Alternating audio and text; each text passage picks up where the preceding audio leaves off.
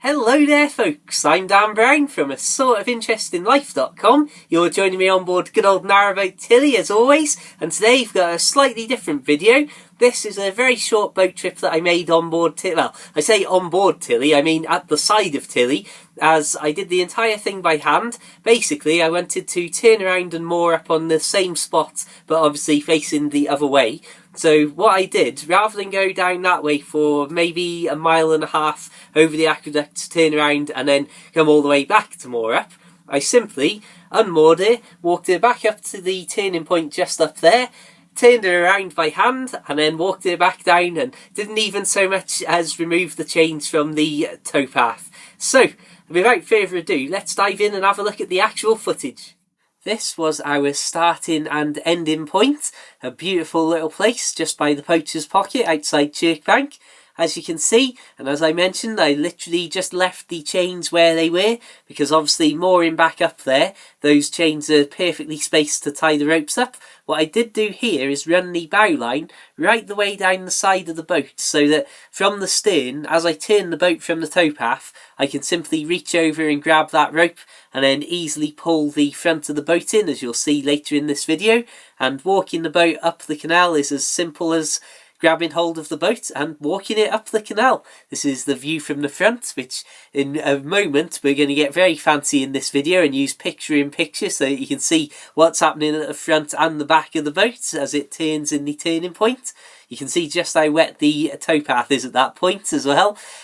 So here is, well, it's literally what you would expect. I go up to the bow while I'm in the turning point and physically push the front of the boat out. And then from the back of the boat, I can also then hold on to that rail, and depending on the wind and the flow of water, that can also help or hinder you in turning the boat. But it is a simple case of quite literally just threading the boat through and moving it steadily around. Don't want to do it too fast or anything absolutely crazy or like you're on the high seas. You can see at this point I'm just grabbing the bow line that runs right to the very front of the boat, and obviously here you can see it is a simple thing, giving the thumbs up there, of grab that rope, and now I've got access to not only the stern line but the bow line to nice and gently pull the boat all the way around and into line up against the side of the canal again. The reason that I've done this is, firstly, I'm going to be heading off to St Martin's between my work hours sometime next week, but also because we've been having such terrible weather, as the towpath just told you earlier on in this video.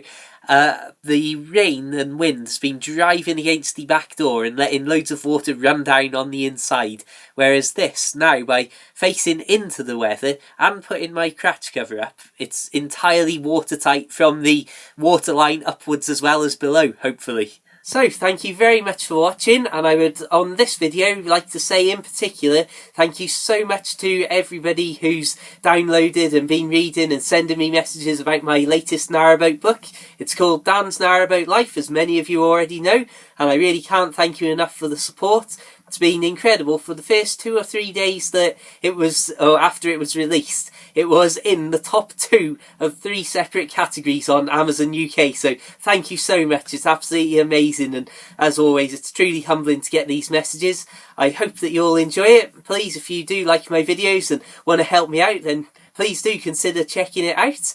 As always, feel free to subscribe and check out my other videos for loads of boat life and all sorts of bits and pieces of life on the canal, the scenery, general life afloat, as well as plenty more that's not based around the canal. Feel free to add me personally on Facebook and Twitter, and like the Facebook page if you want to see loads of photos and general updates from life afloat. And until the next time, I suppose I will say, keep it boat worthy, have a fantastic day, and farewell.